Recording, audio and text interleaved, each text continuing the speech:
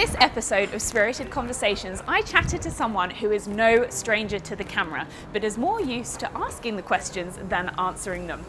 A familiar face to any motorsport fan, Chad Neylon has built himself a reputation as one of the most knowledgeable and professional broadcasters across a range of motorsport categories. Now, he's more used to digging for other people's stories, but Chad's motorsport journey and insights are definitely worth a listen.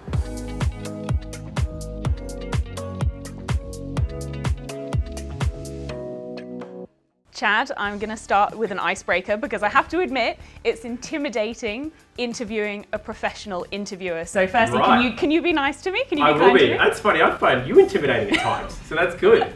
Oh no, that's not how you want to start this. In a good way. Anyway, let's get on to the good stuff. I'd love to first get kind of an overview of your beginnings in motorsport. You're such a familiar face around the paddock, but we don't necessarily know your backstory. Yeah, I guess I didn't really come from a racing family or anything. I did have an auntie who was in drag racing. She used to race a motorcycle back in Perth, but grew up just loving it. And I think once Mum and Dad realised that I like going to the speedway, I like going to the drags, I like going to Wanneroo to watch the touring cars as it was back then. They realised I'd be good at school if they took me to these things. So I think it became just a matter of keeping me to be a good boy when I was little. I just wanted to always go to the track. I didn't care what it was. Was there anything in particular that you had an affinity with that really kind of piqued your interest that you thought, I definitely want to pursue that? Yeah, I think I gravitated towards drag racing for whatever reason. I don't know, just because it's loud and it smells good. But it was pretty obvious once, every kid dreams of being a race car driver. And there was a little bit of that in me, but I always wanted to be a commentator. I was the kid who would push his Hot Wheels cars around the floor commentating it, wanting to be Mike Raymond or Neil Crompton. And that's sort of the way that I ended up gravitating and got my first gig in drag racing on the microphone, and that's where it all started. Tell us more about that. How did you get to where you are now? Yeah, I'm lucky to grow up in Perth. We've got the Perth Motorplex over there, which is an amazing venue. And they race almost every week. And I started off doing the Wednesday night, they call them Whoop-Ass Wednesdays, where you literally just commentate old mate his Commodore or his Volkswagen Golf, just doing laps down the drag strip. And that turned into getting to commentate some big drag racing and lucky enough to get my first TV gig when I was 21, which was commentating drag racing. And then drag racing turned into Speedway into Rally, which is a sport that you love, and got the gig at Supercars in 2013. So this is season 9 already, season 8 or 9 with Supercars, which is cool. Time flies when you're having fun. Now there was some study in there, so Tell us a bit about the education side of your career. Scraped into university, I think is the way I'd call it. I certainly didn't do too well in year 12, but enough to be able to get into Notre Dame and study communications, and did theatre, which is funny. So great if you want to learn how to public speak and get in front of people and not be nervous and have some confidence. So I did that, and then I was lucky enough to go and do a postgraduate diploma in broadcasting at Edith Cowan University, or WAPA as it is over in WA, and it was a really intensive 12-month course learning how to do exactly what we do now. Now, you mentioned family. You don't have a motorsport background in your family, as you mentioned particularly, but you've now got a family of your own. So how does that all tie in together? Is it something that you do as a family? Is it something that you want to encourage? It will be, absolutely.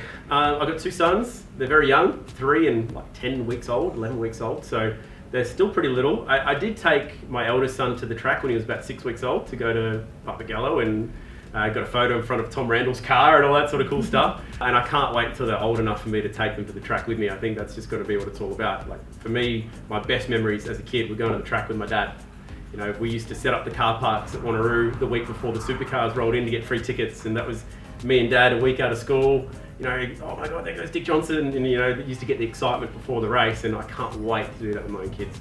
Nobody can get anywhere without the support of good people around them. Is there anybody in your career who you can pinpoint certain successes to, who's been particularly influential in getting you to where you are now? Yeah, good friend of mine, Dean Neal, who does a lot of production with the AFL these days, got me started through my drag racing journey, which is what introduced me to Nathan Prendergast. Nathan would be familiar to a lot of people. He's the guy who runs the TV show here at Supercars and got me in there when it first began under Scott Young's guidance a few years ago.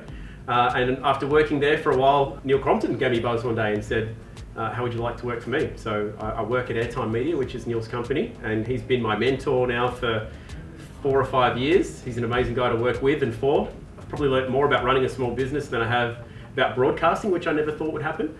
But Nathan and Neil have been hugely influential in helping me to get to where I am today and teaching me the tools that I need to get here. It's not only people that are important, of course, it's attitude and your approach to tackling new challenges and new environments. So how has that played out in your career? I like to think that I'm a pretty positive guy to start with. I've always worked hard. I was terrible at studying things at school because it wasn't what I wanted to do, but when I do something that I want and I put my mind to it, I really dive into it. And to get to where we are at this level, you need just so much time and research and putting in the numbers, knowing if you're commentating the 86s or Super 2, where are their backgrounds, what have they won, how old are they, where are they from, all those little bits and pieces, you need to have it all set out, and no one's giving you that stuff, you've got to go and do all that yourself. So I love the research element of bringing commentary notes to it. I've not won Bathurst, I'm not a Supercars Hall of Famer, I probably just know which side of the car to get into if I was going to go drive it. So what I need to bring is research and passion, and I hope that's what comes through when I'm on the microphone. In broadcasting, you're working with various different teams and across different forms of motorsport, and it must be really challenging having to adjust to those different teams and making sure that you're up to scratch with all the details of each different category that you're working across. How do you find that you best approach each of those challenges in different team environments? I make sure that I have a stats file on everybody that I work with in every category, so I can just click on Dunlop series and up comes all the drivers and facts and stats. If you look at Darwin, we were doing drag racing on the Friday night, Australian superbikes, and then supercars. They're three totally different things with different rules, different regulations, different qualifying formats, different teams, different tyre suppliers, and you've got to know all those little things along the way. And so you just got to put the time into it. Make lots of phone calls, try and familiarise yourself with people. If you're commentating a new category, like that was my first time calling the superbikes, get down there and shake some hands and ask Troy Bayliss about how does the Ducati work. When you land yourself in the Rally Championship, you go down there and you meet Molly Taylor and ask her how her pace notes work, and you just get those little tidbits just by talking to people. So it's the first day of the event, you're rolling into the paddock. What are you most looking forward to? The unknown. I always think that when I roll into a track, you don't know what's going to happen, and that's what's exciting about broadcasting is you could be the voice on the next Stephen Bradbury, the next amazing moment that people watch for years and years and it ends up on YouTube, or similarly you could be the dope who ends up on YouTube saying the wrong thing, completely making a fool of yourself. And that's what's so exciting about broadcasting. That's what's so cool about live sport, is it could just be a practice session for a category that you've only seen once in your life, and it could just turn into something epic or heroic, or you have no idea what's about to happen. And that is the best thing about live sport, and that is the best thing about TV broadcasting. You touched upon doing Super 2 and things like that now, so your role in supercars has changed quite a lot this year. You've kind of stepped up, which is fantastic. So how has that been for you? How's that transition been this year? It's been exciting. I was really pumped up for this year. Also doing a lot with supercars.com and the digital frontier that's there, which I like because it's got a huge audience. But yeah, Nathan and the team have trusted me to get down into the trenches and hold a microphone and be in those tough positions. And sadly, with Neil getting sick, that led to an opportunity to stand next to Scafie and share that role with Garth, which was really exciting. Not how I ever wanted to do it, but really exciting all the same. But yeah, I was so energized for this year.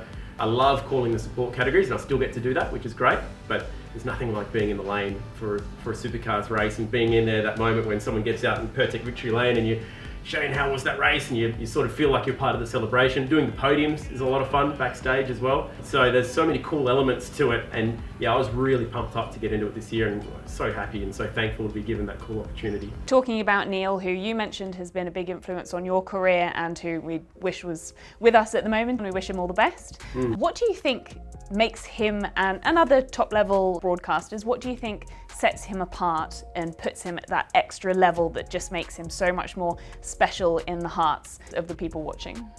Neil's an incredible talent, for one, but the one thing that sets Neil apart is his work ethic is phenomenal. I've worked close with him for 4 years, and I feel like I might do a hard day's work where I clock on pretty early and I clock off at night, and Neil was there before me and Neil was there after me. We made a documentary about Roger Penske, who's a guy that we both admire. And there's a grab in there where Tim Cindric says, "You'll never outwork him," talking about Roger. And that's how I feel every day I walk into work with Neil Crompton, is you can never outwork that guy. Whatever you think you're doing, he's doing it harder and he's doing it better. And every time he rolls into the commentary box, he's amazing. And his ability to separate what happens in the business world and then come into here and just be so eloquent with the way that he words everything around what we're looking at on TV is just such a gift. And one that takes a lot of time to craft, and hopefully it's something that one day I'll be able craft myself. But I never want to be Neil Crompton, I want to be me, but learn the best from what he can teach me for sure.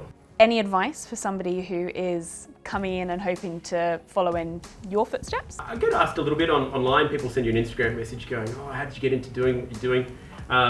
You don't have to go to university, but the best place to start is just find out, where's your local racetrack? Is it a drag strip? Is it a speedway? Is it, the fact that they do hill climbs? Do they need a commentator? Can you do it for free? Are you willing to do it for free? Are you up for working for no money for a couple of years while you get yourself started to just get your name out there and learn what you do and do as much of it as you can? So if you can be on the microphone every couple of weeks, and can you be in front of a lens every couple of days, then you're going to get better and better. Just like a racing driver needs seat time in the car to improve their craft, the more time you can spend in front of the camera, the better you get. And the best way to do it is offer your services up to someone who's willing to take you in and go from there. It's all very well telling people to offer their services up, and that is definitely the way to do it. How do people find that person who they need to get in contact with to offer their services? That's a good question. And a lot of the time when people ask me, how would you get started? I don't tell them who it is that they need to go and find, because if they've got it in them to go and find that person themselves, then they've probably got what they need to go and start doing the work, because a huge amount of what you're doing is joining the dots. So didn't have anyone in my family or my world who introduced me to people, so I had to sort of figure out how to do it myself. Who are the people here that you need to speak to? Who do you need to get in front of? Networking. All you really need to do is shake some hands and introduce yourself and say thanks for letting me come and play here today. It's hard though to know exactly where to start, but get on the phone and start ringing people and you'll end up somewhere. So to close us, I would love to get your thoughts on where you think the future of broadcasting in supercars and motorsport in general is going. Yeah, that's the million plus dollar question, I think, is where is all this going in the future? I think we're starting to see more and more of that now. You can watch Repco Supercars Championship in more different ways and more spots around the world than ever before. Definitely there will always be a place for the broadcast arena, whether that be free to air or pay TV, but definitely more digital space is going to be hugely important. I think we're in a position at Supercars where we can watch what other categories like Formula One do, because they'll be the trailblazers. It is, awkward for fans to make a transition from what they've always wanted to do, whether it be sit on the couch and watch it on Channel 7 on a Sunday afternoon, to learning that you can watch it for free on different apps, or you can get KO or 7+. Is there a way to watch highlights on YouTube? All these different ways. Do you have the Supercars app? I think that's where it's all going to end up one day, is just all these different spots that you can watch it. And hopefully, for the sake of the sport, there'll be competition there as well, because that will drive up not just the ratings, but certainly what the sport is worth as well. So that's going to be hugely important one day. Who knows? We could be watching it on our watches in 20 years. You just don't know, and that's what's exciting about it.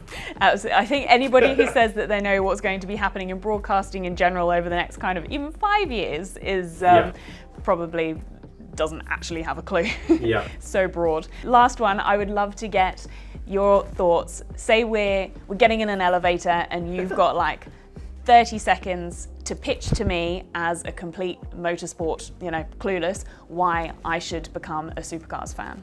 Sell it to me. Sell it to me. I think access is one of the great things about this sport. We have access to drivers and brands that are really special, but certainly the locations that we get to go to. If I hopped into the elevator and you're just a punter who's here to enjoy Townsville for the week, to convince you to come out and check out this sport, because the next week we could be off going to Darwin, or we could be going to New Zealand. And I think that's what's so cool about it, the locations we get to go to and the pure excitement of this sport. And I forget about it because I've grown up around it. And when people come out here for the first time and they stand next to the fence and they feel a car go past, you don't so much as hear it, but feel it. You can feel it in the grandstands, you can feel the walls and the fences rattling. Just no other sport can do that to you like motor racing can, whether it be on a circuit, a drag strip, or a speedway. This is a massive sensory experience, racing, and certainly why I love it and always have loved it. And you forget about it until you see someone new to it again and they go, wow, this is like nothing else, like sport you can smell. And I think that is how I try and explain it. And if I didn't get you to agree by that point, I'd push all the buttons on the elevator and then run. Well, I couldn't agree more, and if I ever meet somebody who I need to try and convince to get into our sport, I'm going to borrow that entire pitch, because that was just fantastic.